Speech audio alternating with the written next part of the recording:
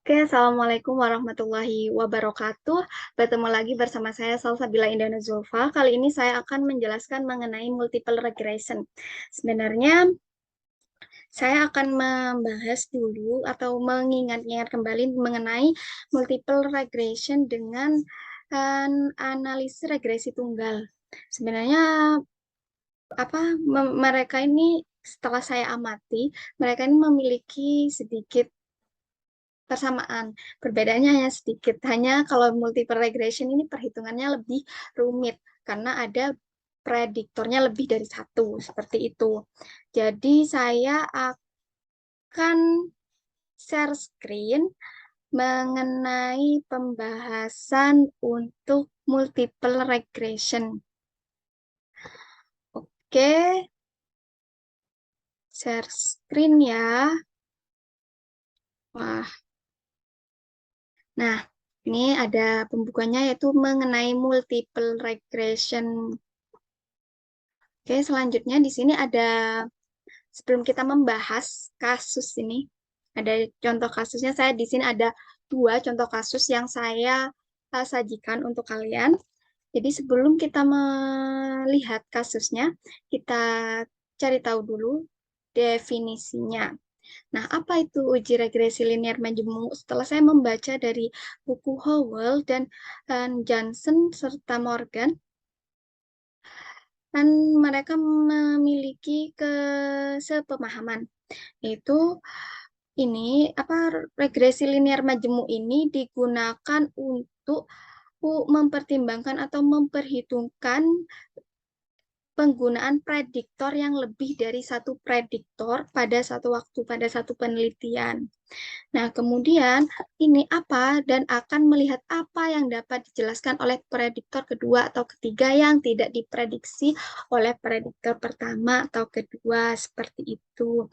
Jadi contohnya, semisal kalau di dunia pendidikan, dan adanya pengaruh antara apakah ada pengaruh antara motivasi belajar dengan prestasi belajar siswa pada materi ini menggunakan model pembelajaran PBL seperti itu. Berarti X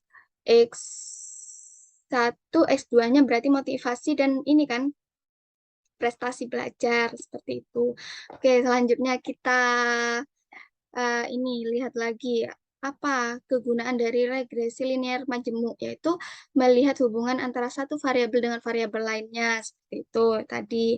Nah, kemudian yang kedua, menentukan sejauh mana kedua variabel tersebut berkorelasi atau untuk memprediksi satu variabel kriteria dependen dari satu variabel prediktor independen. Nah, jadi perbedaannya untuk regresi linear majemuk di sini ialah prediktornya itu lebih dari satu. Kalau yang di regresi linear tunggal itu prediktornya hanya satu, seperti itu.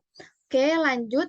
Di sini ada tujuan dilakukannya analisis regresi, yaitu untuk menangani hubungan nonlinear melalui transformasi yang sesuai diterapkan pada satu atau kedua variabel, kemudian mengakomodasi beberapa variabel prediktor ke dalam model regresi.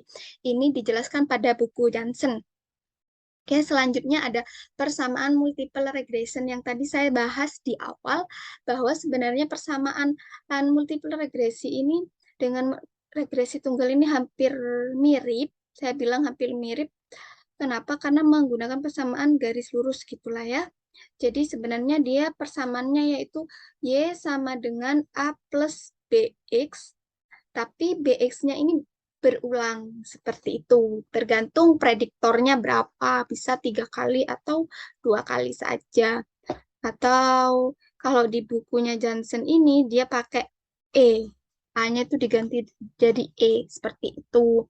Nah, ini keterangan dari apa definisi dari lambang-lambang yang ada pada persamaan multiple regression seperti itu. Jadi bisa ya diamati. Oke, selanjutnya Ada contoh kasus. Kita pengantar materinya sebenarnya kan regresi linear majemuk ini materinya ya hanya cukup sedikit pengantarnya.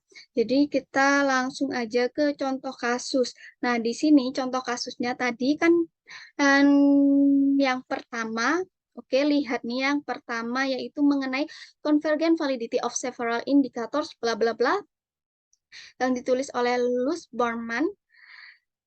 Ini mengenai ini kan pendidikan fisika di dalam dunia fisika, dia metodenya ini menggunakan apa? Yaitu me, ini apa bivariate statistik, kemudian model multiple regresi, kemudian apa pencocokan matematis untuk menginvestigasi ko- konvergensi validitas dari indikator seperti itu. Untuk contoh kasus yang berikutnya, wah ini salah.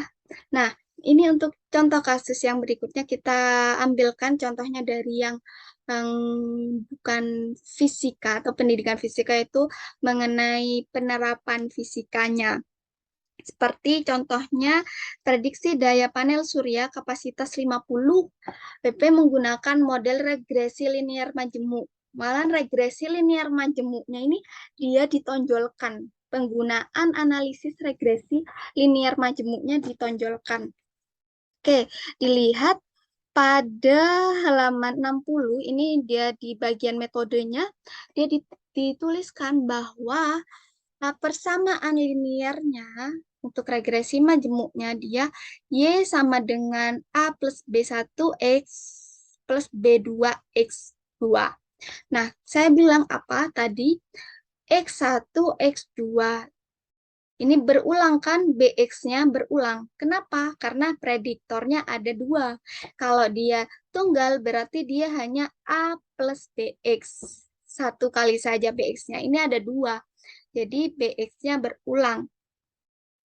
Oke, seperti itu. Lanjut ke bawah setelah dicari. Ini untuk mencari B1, B2-nya ketika perhitungan manual. Ketika perhitungan manual B1, B2-nya ini dicari menggunakan rumus ini. Sigma X2 kuadrat dikalikan Sigma X1Y dikurangi Sigma X1 X2 dikali Sigma X2Y dibagi bla bla bla dan seterusnya seperti itu. Untuk perhitungan manualnya ini di artikel Bapak Mukromin ini dia menjabarkan mengenai perhitungan manualnya. Sedangkan untuk uh, di buku Johnson dan Howell itu mereka, Bapak Johnson dan Howell ini menjelaskan bahwa multiple regression ini sulit atau sukar untuk dikerjakan secara manual. Jadi beliau-beliau ini menyarankan untuk mengerjakan secara menggunakan aplikasi Excel dan SPSS seperti itu. Oke, saya akan kembali share screen untuk berbagi kepada kalian mengenai perhitungan manual agar kita bisa menghitung multiple regression secara manual dan menggunakan Excel atau SPSS. Oh, kan mana ya?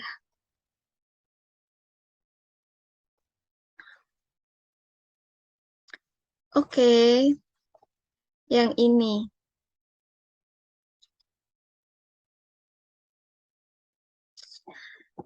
Nah, tadi kan persamaan multiple regression-nya sudah dijelaskan. Jadi bagaimana untuk mencari B1, B2, seperti itu. Y-nya juga seperti apa caranya. Ini akan kita bahas. Oke, sebelum mencari B1, B2, dan Y, dan A, kita harus tahu dulu, cari dulu ini persamaan satu-satu untuk nilai sigma X1 kuadrat, berarti dia dikurangi dengan nilai sigma X1 dikuadratkan per N. Seperti itu. Jadi dicari dulu rata-ratanya dari X1 kuadrat dan X1. Jadi kan ada data X1. Misal motivasi belajar, nilainya rata-ratanya berapa. Kemudian X1-nya ini hasil dari nilai per anak itu dikalikan 2, kemudian dirata-ratakan juga seperti itu. Ini udah yang untuk S1, S2 sama, Y juga sama.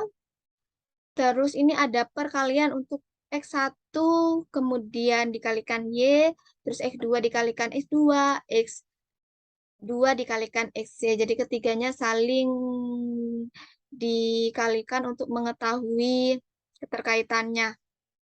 Oke, lanjut. Nah, ini untuk mencari B dan alfanya. Untuk yang B1 berarti persamaannya sigma X2 kuadrat dikalikan sigma X1 dikali Y. Ini ada kan sudah dihitung.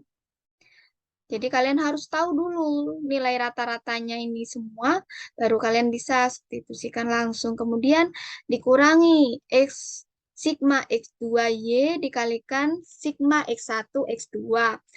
Dibagi sigma X1 kuadrat dikalikan sigma X2 kuadrat dikurangi sigma X1 plus X2 dikalikan X2 dikuadratkan seperti itu. Yang B2 juga sama, hanya bedanya di penggunaannya. Bisa dilihat ya orde-ordenya, N-nya, I-nya, I-nya. Kan XI. Kalau yang tadi ini, nah di sini I kan, I. Itu bisa dilihat I kan jumlah N-nya 1 atau 2 seperti itu. Untuk alfanya juga sama seperti ini. Tadi sama kan caranya seperti yang di apa di artikel dari Mukromin seperti itu. Oke, lanjut saya akan menjelaskan mengenai cara di penggunaan Excel-nya. Jadi sebenarnya gampang kalau menggunakan Excel, yaitu ini kan sudah ada datanya nih. Sudah ada datanya, berarti ya sudah kalian klik data analyze di data, pojok kanan atas itu ada data analisis, diklik, kemudian setelah diklik, kalian pilih deh yang ini regresi. Oke.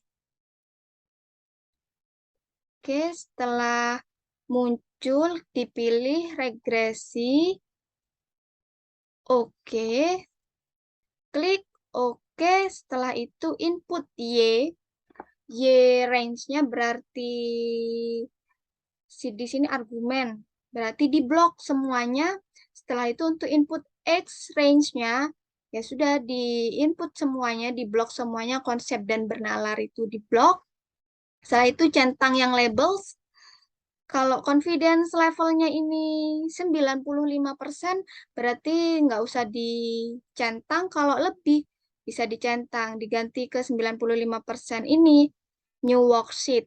Jadi biar menghasilkan new worksheet baru. Kita kalau mau tahu residualnya, ya tinggal dicentang.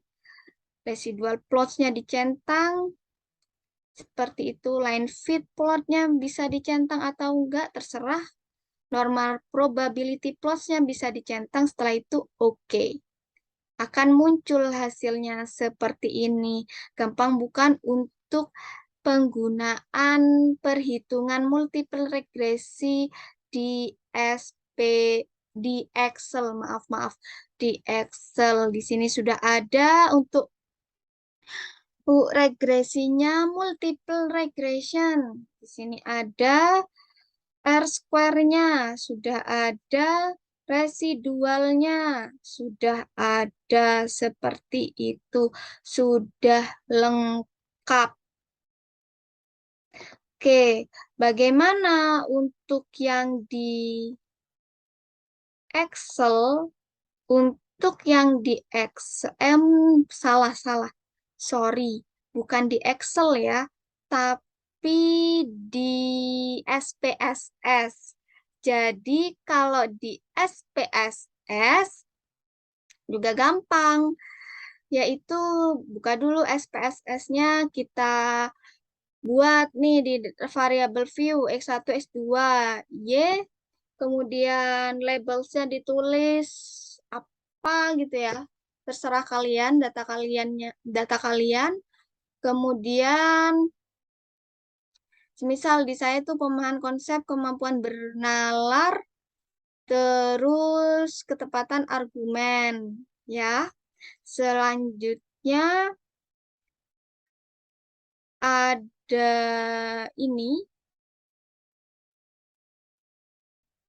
Selanjutnya ini measure-nya ini di scale, berarti sudah, kalau sudah semua kita lihat di data view-nya udah muncul.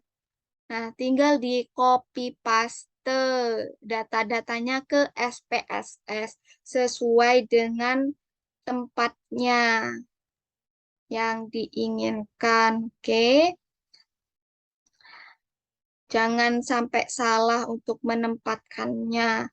Setelah itu kita ke analyze, regression, terus linear. Selanjutnya letakkan yang sesuai argumen itu di dependent. Keduanya konsep dan bernalar itu ada di X, yaitu independent. Kemudian statistik, centang deskriptif, collinearitas diagnosis, dan Durbin-Watson. Plotnya dilihat series di X, seriesnya ini di X harusnya. Oh, ini saya kenapa ya? Saya ini seharusnya dicentang dulu histogram. Nah, histogram normal probability-nya dicentang, X-nya di spread, Y-nya di series.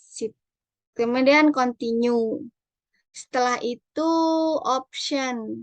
Entry-nya sudah 0,5 berarti oke. Oke, semuanya akan muncul seperti ini hasilnya. Jadi kalian bisa ya, terserah mau menggunakan perhitungan manual atau Excel atau SPSS yang kalian suka.